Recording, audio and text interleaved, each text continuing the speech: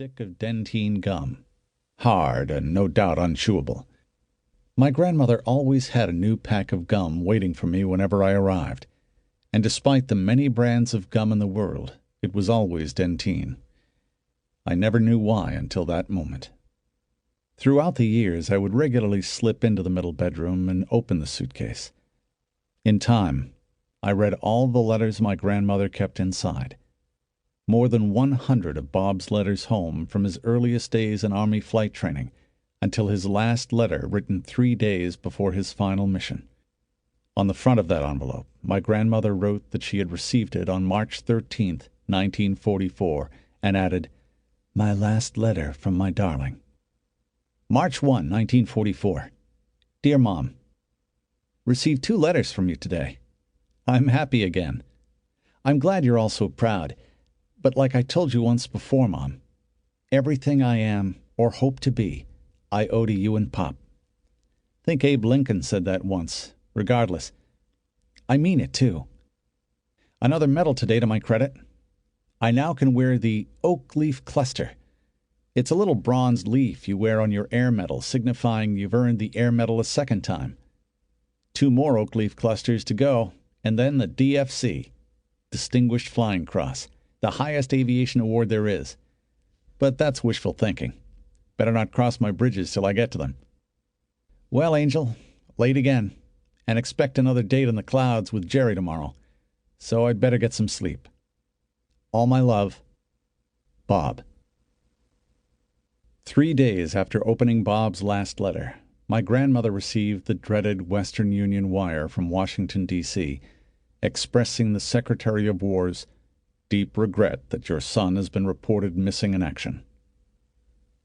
That telegram, yellowed and wrinkled, was also in the suitcase.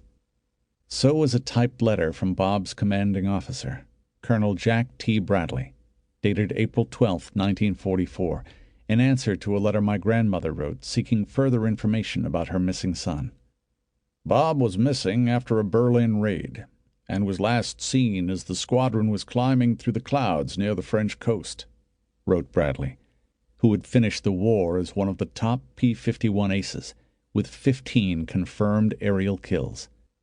"We ran into some terrible weather that day and feel sure that Bob lost control of his ship in the clouds, as did several others.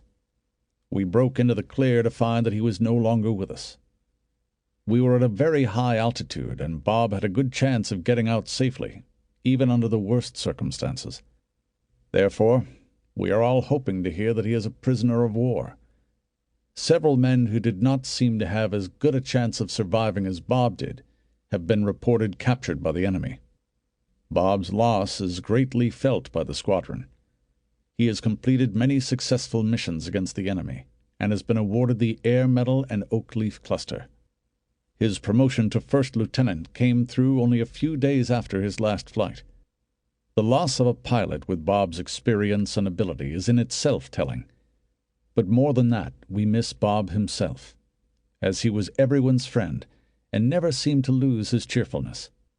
If we receive any information at all about Bob, we will forward it to you without delay."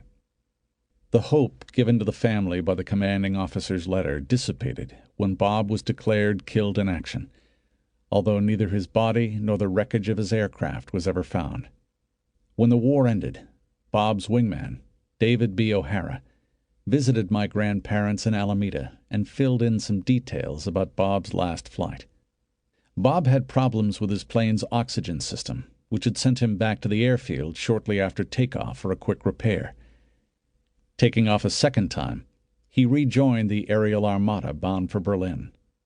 O'Hara thought Bob's oxygen problem might have recurred on the flight back to England as they crossed the North Sea at high altitude, causing him to lose consciousness. O'Hara saw Bob's plane oscillating more or less in a pendulum motion from one side of the formation to the other, then shoot upward, at least 100 feet, and stall out. Trying to stay with his wingman, O'Hara hit full throttle and yanked on the stick, resulting in a snap roll and spin. When O'Hara regained control of his plane, Bob was gone. My spirited and indomitable grandmother, who chased fire engines in